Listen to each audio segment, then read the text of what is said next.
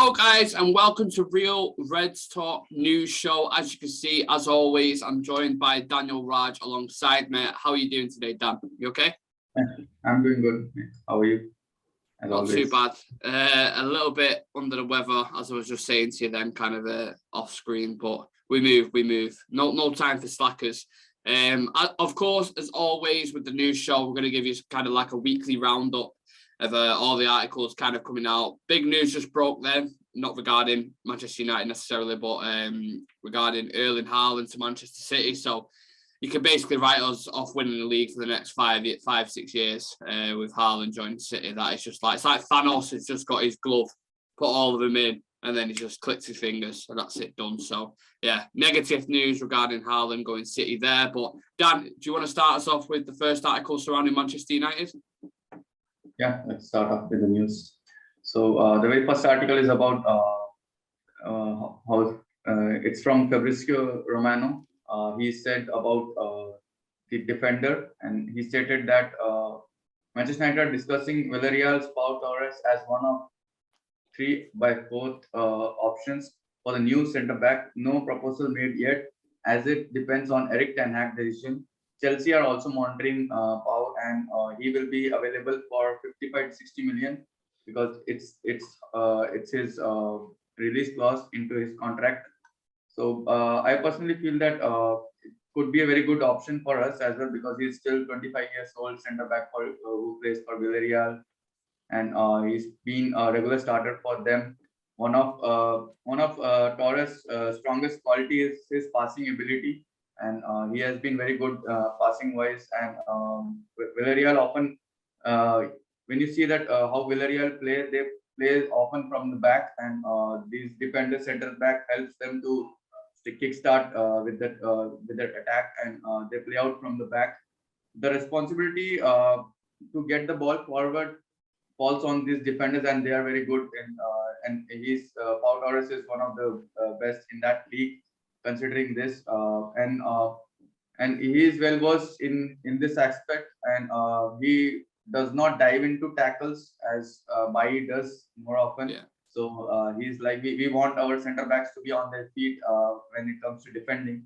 So, but at the same time, I want we already have around 4 to 5 center backs, and I want at least a couple of them to be sold. Maybe Bai can go for 10 to 15 million, and maybe one of the other center backs, because I think Tuanzebe will be coming back. So I'm not sure whether we'll be using him often. So I think we can maybe sell him again and get some amount and put that amount into this type of deal. But at the same time, 55 to 60 million, I don't think whether it will be a good idea for a center back. If we really want a center back, then yeah, we can go for it. But yeah, as always, I'll always say that first go for central defensive midfielder. Yeah, look, personally, I don't believe he's a £60 million centre back. I think if his price tag was, 40, maybe 50 at a push, I might take a look at him. But he wouldn't be my first choice. He'd probably be my 3rd or 4th option. I actually think it's similar with United. As it says in the actual article, it says, want 3 or 4 options for the new centre back. One important thing to note is he is a left-footed centre back, I believe. Let me just double check that, but I'm pretty sure I've got his thing up here. But yeah, left-footed. So if you look at the way Erik ten Hag sets up and the way Pep sets up, he always talks about, that's why he's got Laporte next to Diaz in the centre-back partnership, because he likes equal playing out from the back. He likes having that balance and equal sort of side, so left footer and a right footer. Maybe that's why Ten Hag might be looking at, or may have recommended, or whatever, or United might be recommending him to him, sorry. That might be why, because he's very good on the ball, so building up from the back won't be an issue from him. He's decent in the air. He's consistent as well. I think he's played 30 games for Villarreal this season. That's just in the league alone, so he's rarely injured. Could be a decent, it could be a decent sort of buy, but again, the price tag for me, Dan, I wouldn't go near it, to be honest. We're gonna have to be very savvy in this transfer market, and I don't think Pau Torres is something we should look at. But you never know; it could work out. I'm not the master of transfers, so I don't know. You never know sometimes with a player. He just could come in and hit the ground running. You look at when City bought Rodri from La Liga. I can't even remember what team he came from. It was Atletico Bilbao or somewhere like that. no one necessarily heard of him. It wasn't like he was pulling up trees, but as soon as he goes into City, you watch him for Man City now, Dan, he's absolutely unbelievable. So you just never know with these transfers. It could work, it might not. Another article we're going to get into, so this is from Max Matthews for the Mail Sport, I believe. And it says, ex-Holland midfielder Fred Rutten rejects the chance to join Erik ten Hag's backroom staff at Man United because the project makes him feel uncomfortable. And will become a number 2 at Dutch side PSV instead. Now, I'm not sure in terms of the absolute depth of this article, but look, if he's saying he feels uncomfortable going over there, I don't blame him, to be honest. I feel the same way with players, like players looking at the opportunity to join Manchester United now. So you've got, let's say you're a player, Dan, right? You've got 4 clubs who've come in for you. You're a young talent around Europe. You're doing really well, and you've got that potential to go to the next step. You've got United who are coming in for you, who are probably going to be in the Europa League. You know, they've got this turmoil in the dressing room.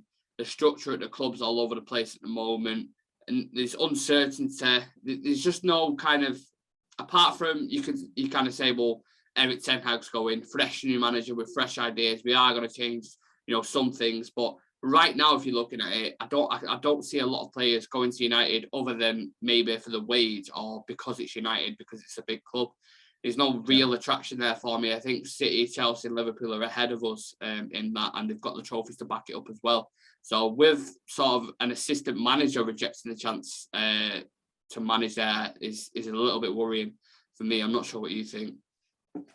Yeah, I think anybody will feel uncomfortable coming into United team. So we are a bit lucky that Ten Hag is comfortable and he wants to join us, and he has already joined us. So I think we are lucky to have Ten Hag. But at the same time, if you see all the other members or the players or the coaching staffs, they'll feel uncomfortable, and especially in terms of the players, any young players, as you mentioned, that he will definitely think 10 times before coming to United, because the way we are dealing with the youth players and existing players, and the ideas around the club is not according to what they wanted, and definitely there isn't much of a growth in terms of players, and any new players coming in will be feeling very uncomfortable.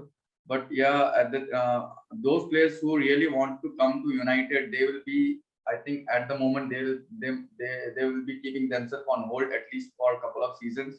They will see how this season goes, because now this everything has to be changed in the season, and maybe one season they will need to just analyze the things what is going on with the club. Maybe if this season works out well for us, then maybe next season we'll be a catchy club who can maybe attract more people inside. But yeah, it's worrying that people for an assistant coach position also people are feeling uncomfortable. So you can define the state which we are in at the moment. I mean, even in my mind, I'm kind of writing next season off as well. I just feel like it's going to take a year to embed the players that we're going to sign, because I think we're going to sign about 4 or 5 players. We're going to get rid of a load of players, so there's going to be an adjustment period, which is going to take a while. So next season, I'm not even necessarily expecting massive things. If we win a cup, something like that, then fair enough. But I kind of get why people will be uncomfortable coming to United at the current state it's in. Yeah, this was one of the reasons why I want us to at least qualify for Europa League, because with that cup we can maybe attract a little bit of players. So I know it's not the level of United, but at the moment I need something to give the board to at least sell the project. Yeah, we have Europa League, and Europa League could be one of the best platform for a rebuild process, because it doesn't matter whether you win or not. At least you can give some players, because we'll be buying so many, not so many, maybe 4 or 5 young players. So you can try them. You can give them the platform of like a lower level than Champions League. Maybe next season you can benefit from this Europa League performance. Yeah. Definitely done. And moving on to the next news about Cristiano Ronaldo. So the only positive thing this season, it's from Liam Morgan for Mail Sport, again from Mail Sport, and they states that Erik ten Hag wants Cristiano Ronaldo to stay at Manchester United amid doubts over the Portuguese star's future at Old Trafford, with incoming boss believing it would be foolish to let the 37-year-old leave after his fine form this season. So we have seen that he's one of the players, maybe alongside De Gea, who has been the top players for us this season. I know that Ronaldo was bid for, I think, 9 or 10 games. He was not scoring. There was a position or the scene in the league where he was not up to his form.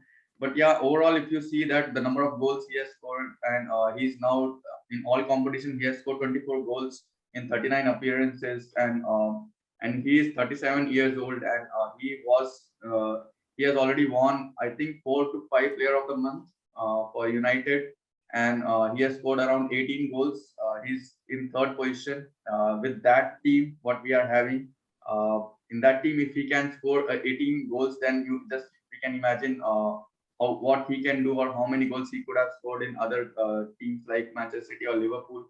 And it we have seen that Ronaldo has often single-handedly won United matches with his goals, and I think there are rumors that Ronaldo has told teammates he intends to stay at Manchester United, whatever the outcome may be. But he has also, I think, he has mentioned that only if Eric Ten Hag wants him. So I think now it should have been already spoken about this inside the club, and Ten Hag already might have decided whether he wants to keep. I think at things stands, it seems that he has decided to keep Ronaldo, and we are again in this matter also. Again, we are lucky to have Ronaldo again for one more season. So I think it would be it would be a good combination of Ronaldo and Ten Hag. So let's see what happens next season. I'm very excited about Ronaldo and Ten Hag matchup. Yeah, there's a few things on this for me. So the first thing is, for me, I think it'd be an absolute crime to play Ronaldo in the Europa League. It'd be the first time he hasn't been in the Champions League for 20 years or something. I think they said something ridiculous like that. Obviously, he's 37 now, so it would have been 17, 18 for a little bit before that, I imagine, for Sporting Lisbon when he wouldn't have been in the Champions League. But it's madness, absolute madness to believe we could be actually playing him in there. So that's the first thing that kind of worries me about that. Do I want him to stay? Yeah, because I feel like he's been the only, well, him and De Gea, I'd say, both been the only kind of bright lights in what's been just a poor season, just been a really, really bad season. And without Ronaldo, like I said, we'd be like 10 points above relegation zone. So I don't see no reason why Eric Ten Hag can't come in and use Cristiano Ronaldo the same way he uses Haller for Ajax, like a target man, and have young, vibrant players coming in around him. Have them kind of be... you know what? If I was to make a bold prediction now, Dan, I would say he'll probably make him captain. That's what I think is going to happen. I think he'll strip Maguire of the captaincy. I think he'll give it to Ronaldo, and I think he'll build a team kind of around it. So, like, especially the attack line, I think he'll bring... I was saying on the Monday night analysis yesterday that Ahmad could come back into the foot. I really like Ahmad as a player, as I'm sure you know, because I go on about him all the time. Ten Hag loves them kind of inverted wingers. And if he has Sancho on one side, Ahmad on the other, and you have Bruno Fernandes, if he's able to work with him as well, if Ten Hag can sort of rein in some of his faults that he's got, I believe that around him would be incredible. And if you provide him service, we know what he's capable of. As you just said then, he's done it in probably the worst United team since the Premier League's begun. A really bad United, and he's getting double figures, plus 20 goals in all comps. It's just incredible. So I have got absolutely no qualms with Ronaldo staying for the next season, because I even think the next young striker that we bring in, whether it's Darwin Núñez, whether it's Jonathan David, whether it's the next guy who we're going to talk about him in a minute, whoever it is that comes in, they are going to have to be like an encyclopedia, playing alongside Ronaldo, learning off him, watching him in training, watching how he prepares himself for a game, so everything like that. So I think he can be a shining example for young players coming in, and I've got absolutely no worries about that. Just to touch upon, you mentioned about the captaincy thing. I think when Ronaldo came into our club, that was the moment our club should have given him the captaincy armband. And it doesn't make sense that when you have a player who has won everything in his career and he is well experienced, and he has won almost everything, Champions League so many times, and you are having a player who has won nothing, and you are keeping him as the captain of the club. And I even also personally didn't like the idea of giving Bruno Fernandes as the armband when Ronaldo is on the pitch, because you have seen Ronaldo is captaining Portugal for last couple of decades, and Bruno Fernandes playing under Ronaldo in international. So it doesn't make sense that a player who is more experienced and who is captain of the national team, and the player like Bruno, who is playing under Ronaldo and he is captaining Ronaldo in the club level. So I think it should have been taken care at that point itself, and maybe it could have made a little bit difference, because you know that, yeah, I've never seen Maguire shouting at any of your players whenever they do a mistake, and if you see Ronaldo, still he's shouting at the players, even he is not a captain. And so imagine if he would have been a captain, then definitely he would have pushed more players and shouted at every player to get the result out. So yeah, maybe next season I also hope that Ronaldo would be our captain. Yeah, you look at things. What's the things you want from a captain, right? You want leadership, you want him setting an example in training, and you want consistency. And Ronaldo provides that. He delivers in all them aspects. 37 years old, won everything there is in the game pretty much. 32 trophies under the belt, 5 Ballon d'Ors. What more can you know? I'm pretty sure he's the captain for Portugal, isn't he, as well? Yeah. So yeah, he should definitely be the captain, and maybe that's why there's been such a big clash between him and Maguire, because why wouldn't there be? We've discussed this numerous times before. I don't want to cover old ground, Dan, but there's going to be a clash when you've got Maguire, who's been, you know, relegated 3 or 4 times, whatever it is, won nothing, got bought for a huge price tag, which wasn't his fault. Let's be honest, but do you know what I mean? It's always going to be a clash. So yeah, it doesn't surprise me at all. Just sticking with the striker, Dan. Says United have made an inquiry over Rem striker Hugo. Right, I'm going to struggle to pronounce this. Ekitike. Wow, that is Ekit. I can't say it. Ekitike. Yeah, God, that's an hard name to pronounce. I can't pronounce his name, but I do know a little bit about him. I think he's got like 9 goals and 2 assists in 20 odd games, I think, for them, for the French side. 19 years old, got great anchor play, can hold the ball up, great finishing. This could be one of them rough gems that we're talking about, Dan, around Europe, who you can bring into the fold, and then they develop into the next level alongside Cristiano Ronaldo. As you know, Darwin Núñez is my first choice. I'd get him in a heartbeat. But again, you can never predict signings, and that's the good thing I like about him. If France as well, the talent pool in France at the minute is insane. Like their 3rd, 4th team would still probably beat United. They've got that much talent in depth. So, look, if they've made an inquiry and it's true and they're looking at him, I don't think it's going to cost too much. You know, you might be 15, 20 million, something like that. Yeah. So we spent 15 million on Dan James. That's all. I'll leave it at that. Yeah. So this player, I think, yeah, as you mentioned, he's available for around 18 to 20. If he would have been available for 15, definitely for United, he will cost around 20. So as you mentioned, there's a tax involved in that. And but personally, I feel that he's if you see that his playing position, he's more like he can play in multiple positions, like I think center forward and left winger. And yeah, but he has scored 9 goals. Is a good, decent scoring for a striker, for a forward player. For his age. Yeah, for his age. But in this season, I think he was injured for almost 9 to 10 games with a hamstring injury, and he's a bit hot-headed player. He already got 2 red cards this season. So, but maybe that's what we need, Dan. We might need a bit of, do you know what I mean? A bit of fight. Yeah, exactly. Yeah. So since he is a hot-headed, so Ronaldo can help him to just groom and just control his emotions, and this type of players can gain so much experience from Ronaldo. And one season, we already wanted Greenwood to do the same, but unfortunately, whatever he has done has hit us hard again. But at the same time, these type of players, if we do not have the budget for Núñez, which is I think is costing tagged around 70 to 80 millions as things stands. So if we cannot buy that Núñez, I would also personally want United to sign Núñez. But if the price is not that, if we cannot afford him, then definitely we can go for the players like this, 19, 20 years old, and we can train them alongside Ronaldo, because I don't think any striker coming in will be getting the regular game time because Ronaldo is still there. So we need some type of player who can share the role with Ronaldo and learn on the job. And yeah. And moving on to the next news, it's again from Romano, and he says that United did not want to sign anyone in January because they wanted to save their budget for the summer. And I've seen this thing multiple times, and I really get frustrated whenever I see this thing. And this was one of the foolish decisions that board has made. And in January time, we had the opportunity to buy some players, and we wanted some players, especially in that central defensive CDM role.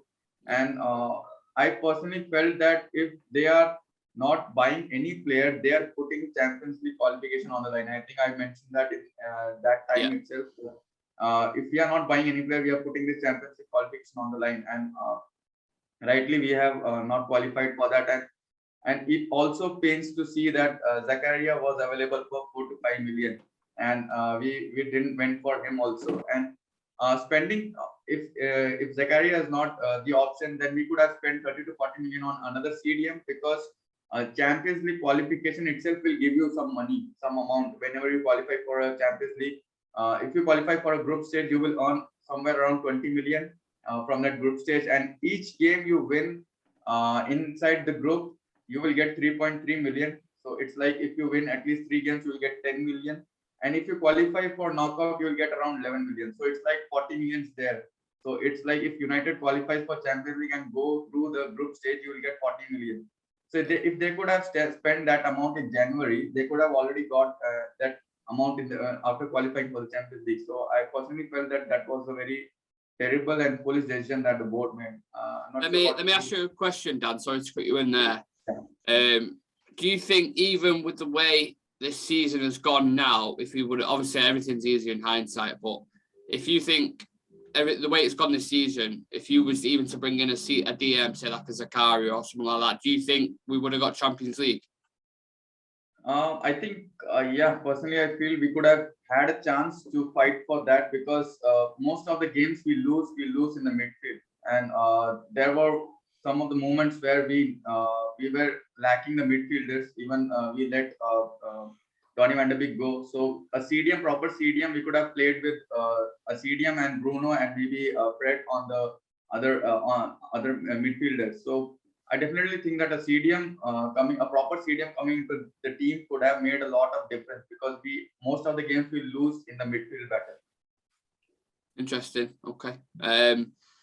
I don't know, it's a weird one with me. I'm kind of thinking, because I've seen Dennis Zakaria now go to Juventus, and he hasn't been great for him. I know we scored a goal for him, but in terms of his actual form there, I think he's played 9 times. He hasn't been amazing. I get both sides of it. So I think not going for him because Rangnick's only here until the end of the summer makes sense. Because if Ten Hag comes in and he doesn't like him, that's another player who you sign for 3 to 4 years on 100 grand, whatever it is, per week. And then that becomes another issue that the club are going to have to deal with.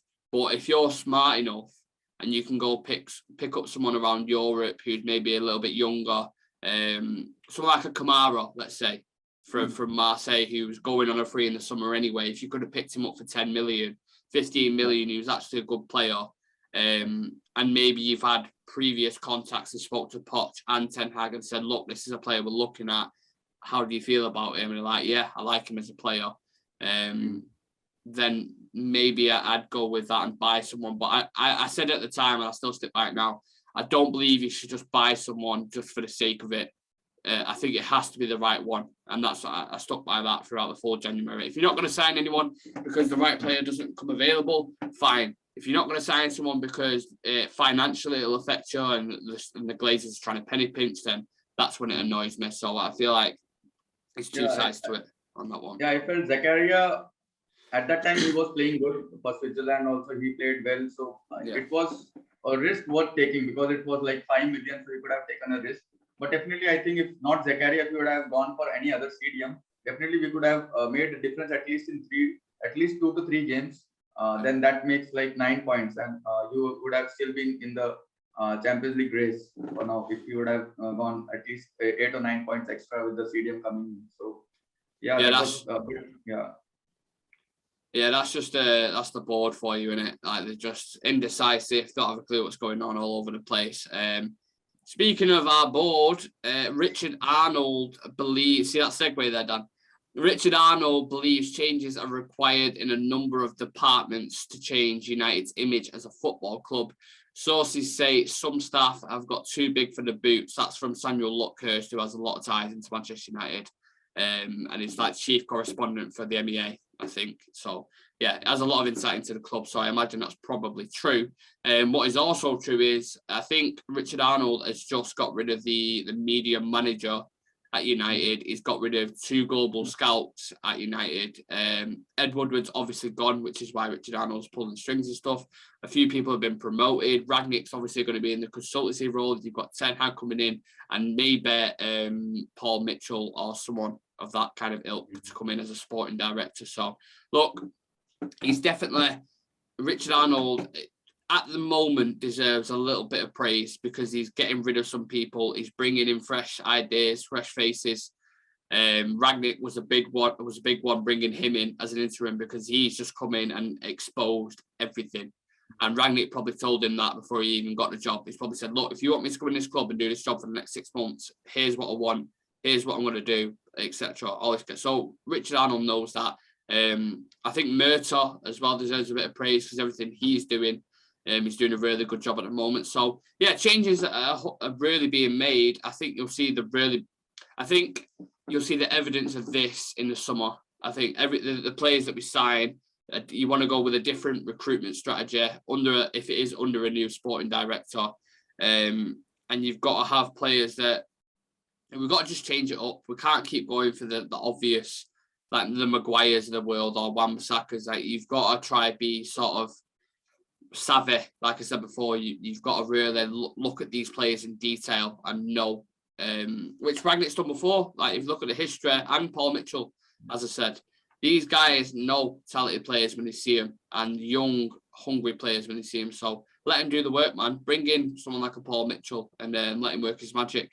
Because I think it's exciting times if they do that and completely scrap the transfer strategy that they've got. Because post Fergie, Dan, as we've said a million times before, the transfers have been awful. There's probably been about a 7% hit rate on them in total, and then we hardly ever get a good sale for a player. So big changes are welcome for me. Yeah, it looks like everything is changing, but I feel that we need to move it a bit faster because we still are setting up our department and other areas ready. And once these departments, all the negotiations team, everything, all the other areas are ready, then only we'll be going for the transfers. And I need our board to just set it up everything before the season ends. Then whenever the last game is played and Eric Tanner comes in, we should directly go to the players. Like we should be directly moving on with buying the players rather than just still doing your like finalizing on your department who will be coming in and out, because we have a lot of business to do. And I feel that it should be like a Vanguard times where we need so many players, but this time we have to do it a bit better and maybe go for 20-30 million players and rebuild. That's how the rebuild should be done. Like go for 30-40 million range of players and build your team, because this team needs at least 10 new players at least. Yeah. Minimum, and that'll be a blend of young players coming through as well, like Hannibal, Ahmad, Garner, a couple of us, Ganacho maybe. Yeah, more than buying, you have players going out, players coming in from loans, and you have contract extensions, and many things has to be done. So I want our board to be ready when the season ends, so that you can just straight go into to deal with the other players. Yeah, and you've got players leaving like Paul Pogba. Yeah, he's already gone. Yeah. So the next news is about Pogba, and it's from David Ornstein. He said Pogba is understood to have received a flattering proposal from Manchester City and gave serious contemplation to them. However, Pogba's representatives are believed to have informed City that he is to continue his career at a different team. as things stands, it seems that Pogba he's not decided to go to City, and maybe he's looking out for other teams like I think PSG, Real Madrid, and another team. I think it's Bayern or someone who are involved in. I'm not sure about the Bayern, but PSG and Real Madrid are in for it. Juventus as well. Yeah, Juventus. So these three teams are in for him. And as compared to these three teams, I don't think Pogba will be going to Manchester City because Manchester City already have so many midfielders. And Pogba, I think with the standards of the Premier League, where you have to do a lot of running around, where Manchester City players do all running around there in the midfield area. I don't think Pogba will fit there, and he also knows that. So he'll be going to some other league as well. So I'm bit I'm I think at this moment I don't feel anything about Pogba whether he goes to any team. So I don't get it's all gone now. We could have been dealt with this a season before, but the club has delayed it, and now we are bearing the loss because if we would have given him the timeline the last season, then maybe at least we could have got at least 20 to 30 million from out of him. So yeah, so it's like now everything is lost from our side itself. It's like it's hard to see that we have let him go for free for the second time. So this shows how the board is dealing with the players. Yeah, there's this Pogba roller coaster has been going on forever. I'm just tired of it now. Like it's up and down, constant. Like there was a thing about him joining Manchester City or Raiola speaking to City before the big derby that we actually won 3-2, I think, when he died his hair and all that kind of stuff. There was a big thing about it then. There's always been things about him joining Madrid, Juventus. Like, I'm just sick of it. I'm just please let him go. I think it's just better for both clubs if he goes like abroad to Juventus, or if he suits Syria as well. You get a lot more time on the ball. It's not as physical. And he did well at Juventus, so let him go back to the Italian league. Take the loss. You're obviously not going to get money for him. You're going to take his wages off the bill, which is probably a bonus. You can, as you've said before, you could probably sign a player for just getting rid of his wages alone. So I'm just done with it, to be honest, Dan. I'm tired of it. Like it's been going on for 5-6 years now where we're constantly talking about him every week. And look, even if he was to go to City, it'd be a very dicey move on his part because that he would get a lot of shit for that. A lot of shit moving to Manchester City. You just know it. He gets a lot of shit whilst he's at United now. So imagine if he went City, like he'd get absolute dog's abuse. So I think it'd be a smart move not moving to City. And I agree with what you say about the work rate and things. And I said that even before Jamie Carragher was having his little kind of spout about him at the City game, because he was talking about it with Micah Richards. I just don't think he'd suit the way they all work. I said before, you look at players like Bernardo Silva in that Real Madrid game. He was up and down the pitch. He was in the right back spot a certain time. You've never seen that from Pogba in his life. Pogba is a luxury player who needs people like that around him in order for him to flourish. So I think Real Madrid, PSG, or Juventus, I don't care which club it is, whoever it is you choose, just pick one and piss off. I'm happy with that. Wash my hands with him. It's done. It's failed. It's not worked. We're paying £90 million for him. We're letting him go for a free. It is what it is. It's in a bit. Now, the last article, Dan, to get into, and it says, this is from Dan King in The Sun, and it says, Bournemouth and Fulham chasing loan transfer for Dean Henderson. But Man United will still pay a large chunk of keepers' wages. So very quickly, if you can, just give me your thoughts on that. Yeah, I think it's Dean Henderson's wage is somewhere around 120, if I'm not wrong. Yeah, so I think still we'll be paying around 60 for him, like 50-50 if he goes. So again, letting him go for a loan could be a bad move also, or could be a good move also, because we know that De Gea is he'll be here for maybe a couple of seasons more in his prime, and he's already getting a lot of criticism about how he deals with the ball and with the distribution thing. But Eric Ten Hag coming in, he'll be more focused on having a goalkeeper who will be good in the could be a shout. Could be a shout. Yeah. That's where I wanted maybe Ten Hag to take this decision, because I'm okay with even if you are going with Dean Henderson for the next season, but I want at least one player to be on the team, like whether it be De Gea or whether it be Henderson. I don't want both the players in the team for the next season, because you can get money for one player or one of these at least 30 million, even if it is for De Gea or for Henderson.